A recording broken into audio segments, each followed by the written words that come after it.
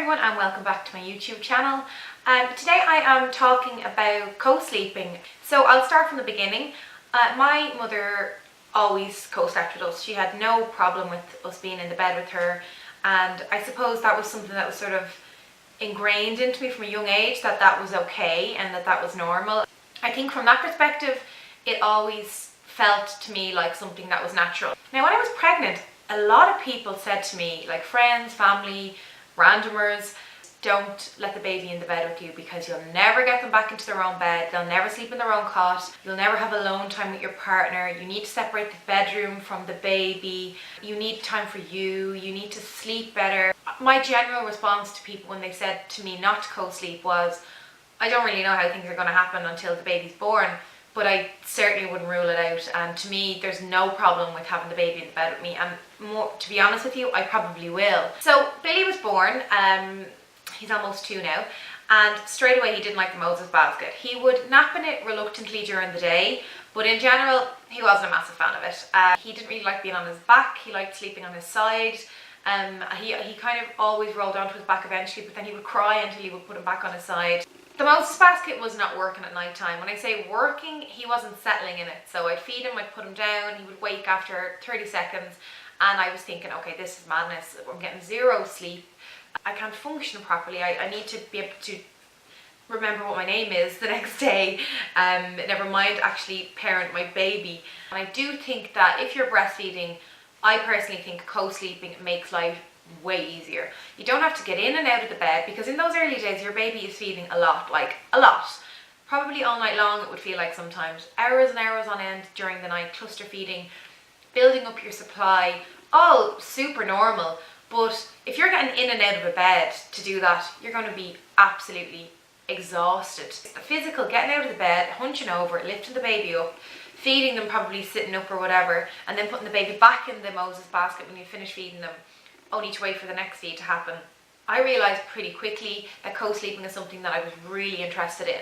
So one night I just lay him beside me on his side, which is where he was happier, and I discovered a way that I could sort of sleep on my side with my hand under the pillow like this, and he was sort of lying down the length of my body, say, just a little bit lower, and he was able to just feed while I kind of slept. So it meant that whenever he woke up for a feed, I was always half awake, half asleep. I never had to properly wake up, turn the light on, sit up, get comfortable. Even the nights that he would feed all night long, it felt like I was still getting like good sleep because I didn't have to keep getting up and down. If co-sleeping is working for you and you kind of realise, okay, this is giving us all the most sleep we could possibly be getting at this particular stage, and if it's ticking the boxes for you, why not just embrace it, rather than saying we need to get him into his cot, we need to move him or her, we need to put an end to this, we need to change things up. The moment that I sort of just embraced it and accepted it is the moment that it became a much more peaceful affair. It's not going to ruin your relationship, it's not going to have any massive like impact on your life, it's just going to help you get more sleep. At around 8 o'clock Billy liked to go sleep for his biggest block of sleep. So I used to put him down at like, 7:30 or 8 o'clock, and he might sleep for 2 or 3 hours, and then he would wake, and I kind of knew from about 11 o'clock that he was going to cluster feed for a few hours. So rather than waiting for him to wake at 11 and sort of getting into the bed quickly and kind of getting comfortable and letting him feed for the few hours, instead I just went to bed at like 8 o'clock with him, and we both got that couple of hours sleep together, and it meant that when he did wake up to feed, I was still in that sort of like sleepy stage where I literally just adjusted my top a little bit, fed him, and went straight back to sleep, and it worked really, really well. I always felt more comfortable with Billy sleeping on my side, so basically how the bed went, it was Peter, me, Billy, bed rail. Not that I didn't trust Peter or anything like that, but because I was breastfeeding and because I suppose I was probably more aware of him or something, it just felt better for me, and we agreed as a family that that was the way to go.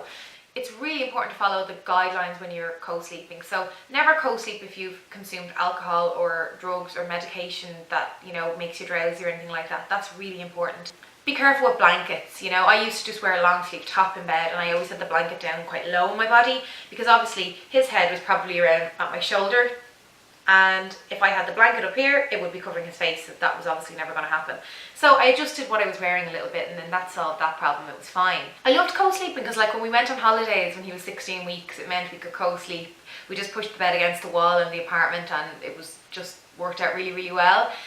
We also co-slept when he was, the following year, he was 13 months and we went on holidays and we co-slept as well. Not every night, not all of the time, but if we needed to, we did. And it was, kind of felt like I had that little tool there. For us, as you may have gathered, co-sleeping was a really, really positive thing. I would say we pretty much exclusively co-slept for 15 months.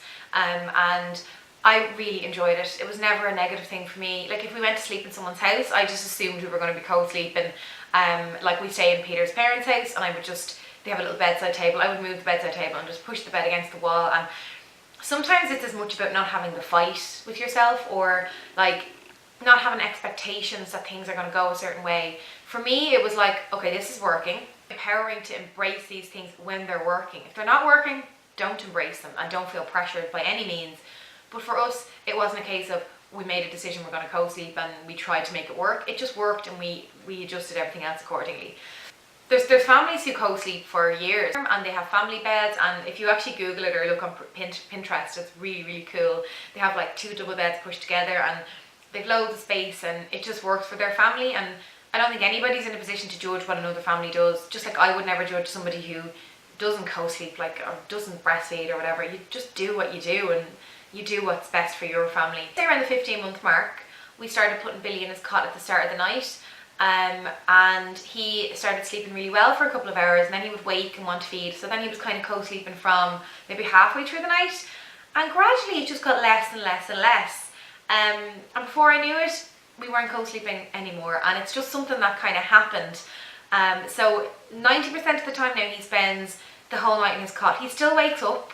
He actually still wakes up and has a bottle now, which is so random. We kind of night weaned him from breastfeeding by introducing a bottle when he was like 18 months old, which is just mental, I know, but it worked. So I just feed him before bed now, and his daddy gives him the bottle when he wakes up about 11. But he literally has a quick bottle, goes straight back down into his cot and sleeps till like 6 or half 6 in the morning.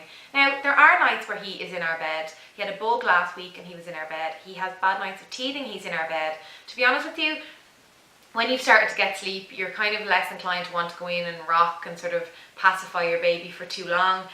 Like, for me, if it's 4 o'clock in the morning and Billy wakes up screaming, crying, it's just a natural thing to just take him from his cot and bring him into our bed and he sleeps soundly till the morning. It's just a no-brainer to me.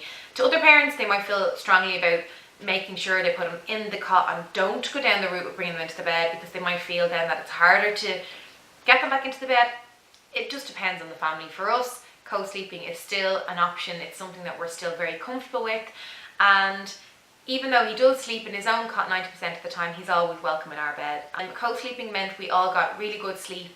It made breastfeeding easier, and it made me feel more secure because I just liked having him beside me. That was just one of those things. It just felt more comfortable when he was beside me. I wasn't worrying about him. I'm quite an anxious person, so the fact that he was right there and I could see him meant that I just felt more reassured about everything.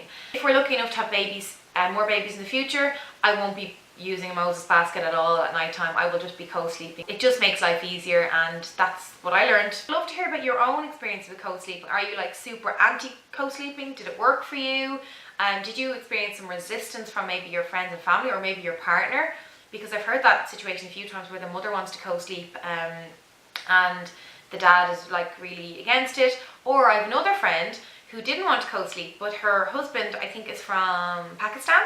And in his family, it's really natural and normal to sleep with the baby. And in his culture, it's just what is expected. But she didn't want to. So it was an issue in their relationship, which they sort of had to compromise on. I'm passionate about doing what works for you, what gives you the most sleep, what makes you feel happy, and most importantly, what feels natural. Thanks a million for watching this video. We're actually weekly vlogging this week, so next week's vlog is going to be like a week in the life type of situation. So I'm looking forward to sharing that because I love having those videos to look back on. But yeah, for now, head over to Channel Mum and join the discussion. We're talking about co-sleeping this week, and we've got people who are super anti-co-sleeping. We have people who are loving co-sleeping. We've pregnant women who just don't know what they're going to do. So join the discussion, give your opinion, see what you think, and I will see you in my next video, and thank you so much for watching. Bye!